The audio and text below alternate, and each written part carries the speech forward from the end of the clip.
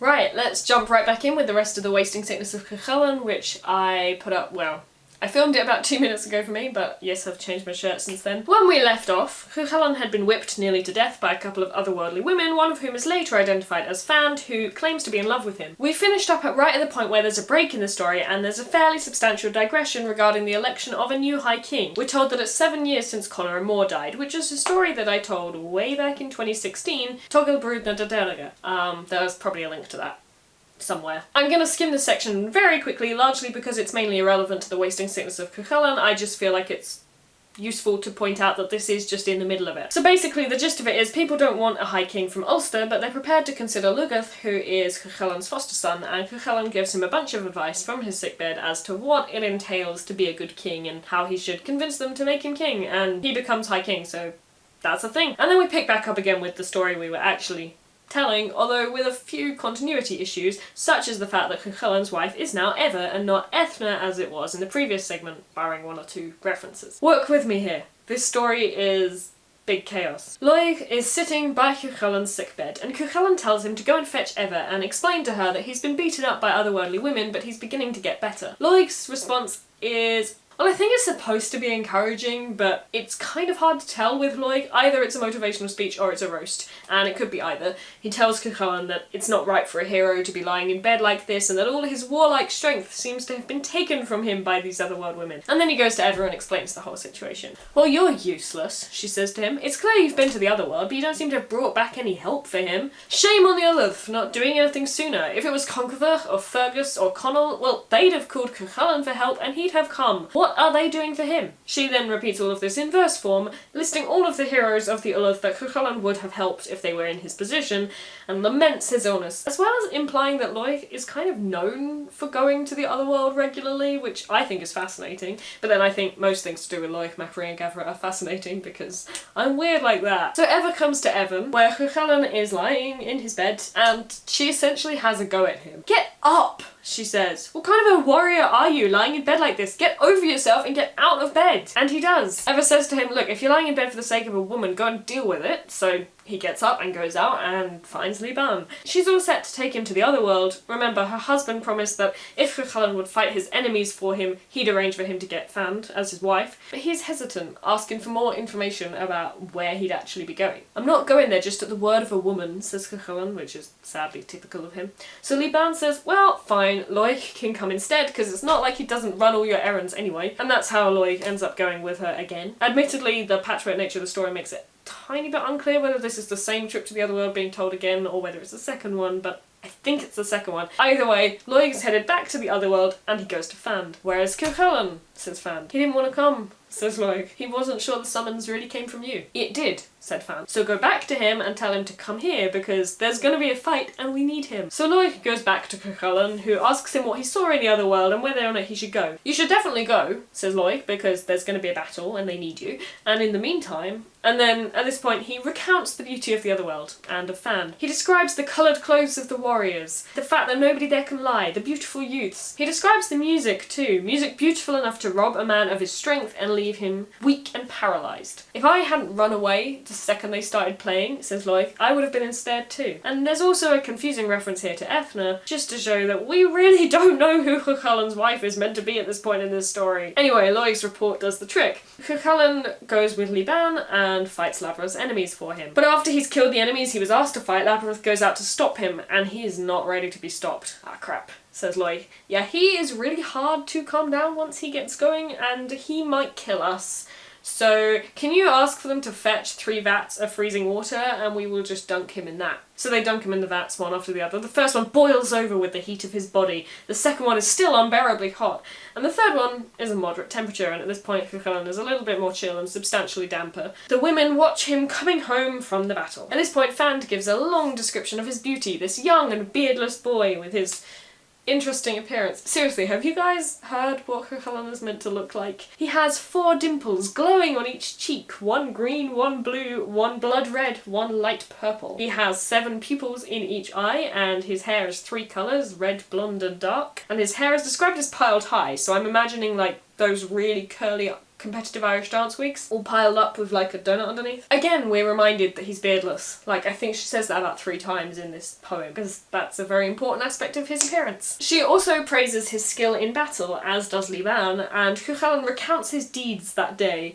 and then he sleeps with Fand and stays with her for a month. At the end of the month, he tells her he needs to go, but he arranges to meet with her in future. When Ever finds out about this meeting, she is not happy. She sharpens her knives, gathers up all of her gal pals, and marches down to where they're meeting to see what's going on. When she gets there, Cuchulainn and Láeg are playing Fifth so they don't see her coming, but Fand, who's nearby, does. I don't really know why Cuchulainn has met up with Fand so that he can play chess with his best friend. Bit weird. Láeg, look out, says Fand, and he's like, what? And she's like, Ever's coming and she is mad as hell. Chill, it's fine, says Cuchulainn. Get into my chariot, I'll protect you. Ever's angry, but I won't let her hurt you. In doing that, he's symbolically putting Fand under his protection, and literally putting her under his protection, which is a whole big deal with regard to like marriage and gender relations and so on. And understandably, it's not something that Ever is thrilled about, given that as his wife, she's the one he's meant to be protecting. I don't want to fight you, he says to Ever. You're just a weak woman, you could never hurt me anyway, and it would just end badly for everyone. And Ever is like, I have a knife. She says, why are you doing this to me? I let you get up and go and find Fand because you were literally dying of love sickness, but that's a whole different thing to bringing her home to Ulster. If you want to go off to the Otherworld and cheat on me, that's your prerogative, but don't bring it home where our friends and family can see it and it brings shame on me. She's so hot, says Cuchulainn, and so skilled. Her needlework is amazing, have you seen it? And she's rich. She's so rich. Look, Ever, you don't really want to divorce me, do you? You'll never find another hero like me. We can make this work. I am your wife, says Ever. I am the greatest good you are ever gonna get. She's not impressed by his excuses. I won't stop you if you decide to go with her, but think about it first. You may think she's hot, but what happens when that wears off, when she ages? The grass is always greener on the other side. I remember when you still loved me and how happy we were. We could be happy again. If you would just respect me. I do respect you, says Cuchulainn. I never stopped respecting you. Yeah, this isn't gonna work, says Fand. Just go with her, leave me, it's fine. No, says Ever. If he really wants to leave me, he should leave me. No, I'll go, says Fand, even though she's deeply ashamed and upset by this whole turn of events. She laments greatly the loss of Cuchulainn to Ever, but she's not about to stand up against Ever and her 50 women, all armed with knives, or at least not until she can call her 150 women from the Otherworld for some big throwdown. At this point, Manannán, who is Fand's original husband, who left her earlier in the story, hears what's going on and comes to see what's happening. None of the others can see him, only Fand, who sings a great lament about what it was like when they met and were married, how they came together as equals in wealth and intellect. What she doesn't say is that she still loves Manannán. In fact, she reiterates that she's very much in love with Cuchulainn and is like devastated to have been rejected by him, but she accepts that she should go with her own husband. So she goes to Manannán. So what's it to be? Are you coming with me or staying with Cuchulainn until he changes his mind? She shrugs. You're as good as each other. You'd each be as good a husband, but, well, Cuchulainn has a wife and you don't, and I know Ever is his equal and you need someone, so I guess I'll go with you. Ringing endorsement for Manannán there. Now Cuchulainn notices that she's leaving and turns to Láeg and is like, what's going on? And Láeg's like, oh yeah, she's just leaving with Manannán mac Lir because you kind of rejected her. Which suggests that Láeg can see Manannán, even though we've been explicitly told that none of the others can see him, which suggests that Láeg doesn't count as a person and also that he has some skills. Possibly because he goes to the Otherworld all the time, I don't know whether that's made him more sensitive. Anyway, Cuchulainn is upset about this, leaps into the air and apparently just kind of bounces across the country.